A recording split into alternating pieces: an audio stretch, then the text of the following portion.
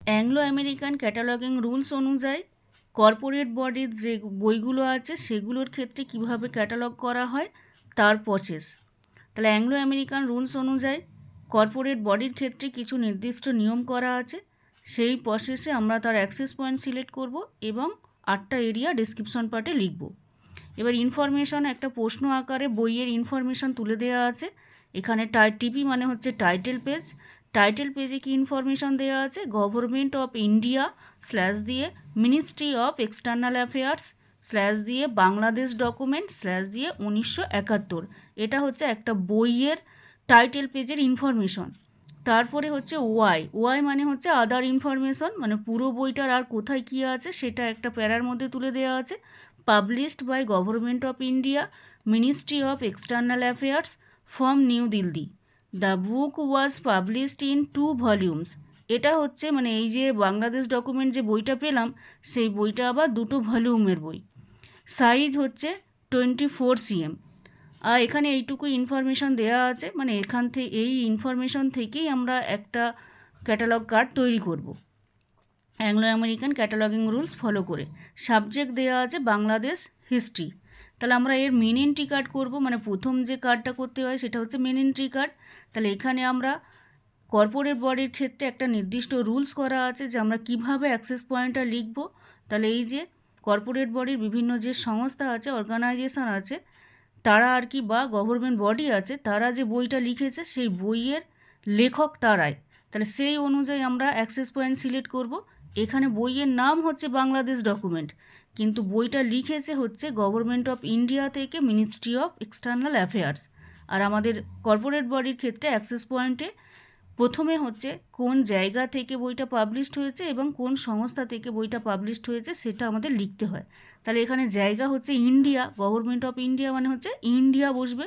তাহলে কর্পোরেট বডির রুলস অনুযায়ী আমরা অ্যাক্সেস পয়েন্টে লিখব ইন্ডিয়া। তাহলে অ্যাক্সেস পয়েন্টের ঘর হচ্ছে এখানে হচ্ছে কল নাম্বারের জায়গায় কল নাম্বার লিখে দিয়েছি। এবার নিচে হচ্ছে অ্যাক্সেস নাম্বারের জায়গায় অ্যাক্সেস নাম্বার লিখেছি। কল নাম্বারটা পেন্সিলে বসবে।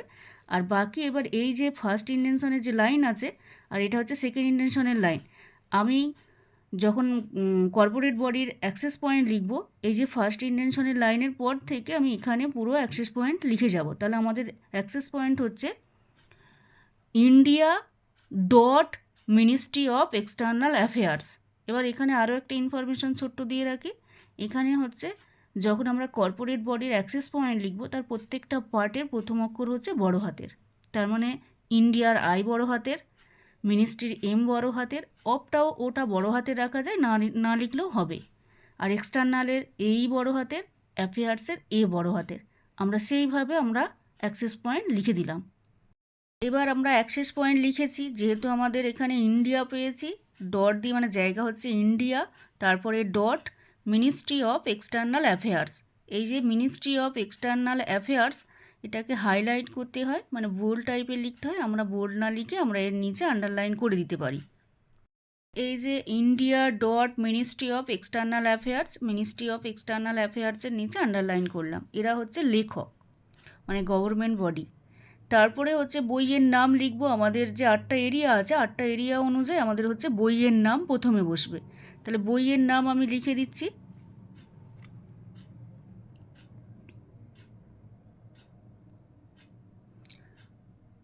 সেকেন্ড ইন্টেনশন থেকে লেখাটা শুরু হচ্ছে বাংলাদেশ ডকুমেন্ট। তাহলে বাংলাদেশ ওখানে ক্যাপিটালে আছে, আমি কিন্তু ক্যাপিটালে লিখব না। আমরা যেমন রানিং হ্যান্ডে লিখি আমি সেভাবে রানিং হ্যান্ডে লিখব।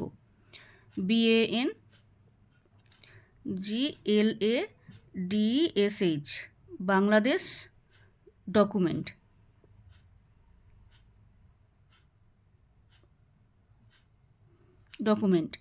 এবার আর কিছু নেই, মানে আর যে প্যারালেল টাইটেল নেই, সাবটাইটেল নেই। এবার চলে যাব লেখকের নাম লিখতে। মানে এখানে লেখক হচ্ছে গভর্নমেন্ট বডি। তাহলে স্ল্যাশ চিহ্ন মানে স্পেসের, এখানে স্ল্যাশ চিহ্নটা দিতে গেলে আগে এবং পরে স্পেস থাকে। তাহলে আমি একটু স্পেস দিয়ে স্ল্যাশ চিহ্ন দিলাম। এবার হচ্ছে গভর্নমেন্ট অফ ইন্ডিয়া, তারপরে হচ্ছে কমা দিয়ে মিনিস্ট্রি অফ এক্সটার্নাল অ্যাফেয়ার্স। তাহলে লিখে দিই আমি, হয়ে গেল গভর্নমেন্ট অফ ইন্ডিয়া কমা দিয়ে মিনিস্ট্রি অফ এক্সটার্নাল অ্যাফেয়ার্স। এবার আমাদের সেকেন্ড এরিয়া যাওয়ার কথা, মানে ফার্স্ট এরিয়ার ইনফরমেশন আর কিছু নেই।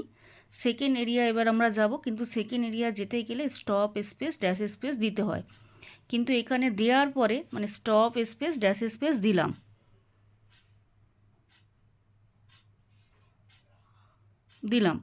দেওয়ার পর কিন্তু এখানে সেকেন্ড এরিয়া নেই।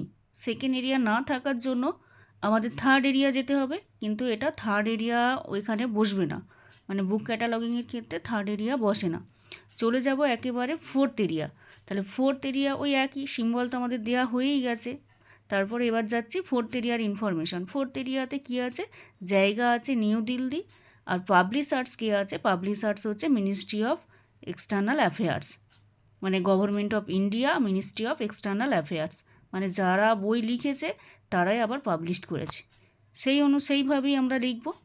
আর হচ্ছে আমরা যেহেতু আমাদের সেকেন্ড এরিয়া নেই, থার্ড এরিয়া বুক ক্যাটালগিংয়ে লিখতে হয় না, ফোর্থ এরিয়া চলে গেছি। ফোর্থ এরিয়া হচ্ছে জায়গা ছিল নিউ দিল্লি, আর পাবলিশার্স তো যে লেখক সেই পাবলিশার্স, তাই আমরা এখানে স্পেস দিয়ে কোলন চিহ্ন তারপরে স্পেস দিয়ে দি গভর্নমেন্ট মানে হচ্ছে ওই একেবারে government of India, ministry of external affairs, যারা লেখক তারাই পাবলিশার্স। তারপরে কমা দিয়ে ইয়ার, মানে যে ইয়ারটা পাবলিশড হয়েছে সেই ইয়ারটার ডেট, মানে 1971। আমাদের ফোর্থ এরিয়া শেষ, আমাদের যা ইনফরমেশন পেয়েছি আমরা হয়ে গেল। একটা প্যারার মধ্যে লিখেছি, শুরু করেছিলাম সেকেন্ড ইন্টেনশন থেকে, প্যারাটা মানে ফোর্থ এরিয়া পর্যন্ত যতক্ষণ কন্টিনিউ চলেছে, এদিকে ফার্স্ট ইন্টেনশনের ভিতরের দিকে ঢুকে গেছে। এবার আমরা ফিফথ এরিয়া যাব। ফিফথ এরিয়া হচ্ছে এখানে যখন শুরু করব নতুন প্যারা সেকেন্ড ইন্টেনশন থেকে শুরু হচ্ছে। তাহলে এখানে ফিফথ এরিয়া যখন শুরু করছি, শুধুমাত্র এখানে বলা আছে পেজ নাম্বার কিছু দেয়া নেই, দুটো ভলিউম যে হয়েছে বইটা সেটা দেয়া আছে। তাহলে আমরা লিখে দিই 2V ডট, যদি পেজ নাম্বার দেওয়া থাকতো তাহলে ফার্স্ট ব্র্যাকেট দিয়ে আমরা পেজ নাম্বারটা লিখতাম, ভলিউমের পেজ নাম্বার হচ্ছে ফার্স্ট ব্র্যাকেট দিয়ে আমাদের লিখতে হয়। যেহেতু এখানে পেজ নাম্বার নেই, শুধুমাত্র দুটো ভলিউম আছে, তাই 2V ডট। এবার এরপরে আমাদের আরও যদি ইলাস্ট্রেশন থাকতো লিখতে হতো, কিন্তু এখানে তো ইলাস্ট্রেশন নেই, শুধুমাত্র সাইজ আছে, তাই সাইজের আগে হচ্ছে সেমিকোলন, আগেও স্পেস আছে পরেও স্পেস আছে, দেওয়ার পর 24 cm বসে গেল, সিএমের পরে ডট বসে গেল। কিন্তু এরপরে আমাদের কিন্তু আরও ইনফরমেশান যদি থাকতো তাহলে কিন্তু এখানে বসতো 5 নম্বর এরিয়া, তার সাথে যদি 6 নম্বর এরিয়া সিরিজও থাকতো সেটাও বসতো। আর কিছু নেই, এই ইনফরমেশান নোট এরিয়াও কিছু নেই, আইএসবিএনের 8 নম্বর এরিয়াও কিছু নেই, আমাদের কিছুই উত্তর হয়ে গেছে, মানে আমরা ক্যাটালগ কার্ড এই বইটার করে নিয়েছি। এবার আমরা যাব টেসিং পার্ট। টেসিং পার্ট যখন আমরা লিখব একটা লাইন গ্যাপ, এই যে লাইনটা গ্যাপ দিয়েছি, লাইনটা গ্যাপ দিয়ে তার পরের লাইন থেকে আমরা এবার শুরু করছি টেসিং পার্ট, মানে এক্সট্রা আর কার কার নামে আমরা ক্যাটালগ কার্ড করব।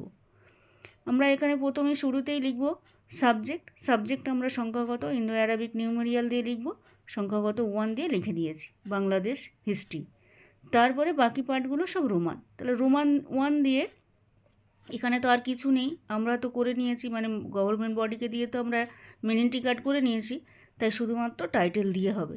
টাইটেল হচ্ছে বাংলাদেশ ডকুমেন্ট, এখানে আমরা ট্রেসিংয়ে আমরা টাইটেল লিখব TITLE।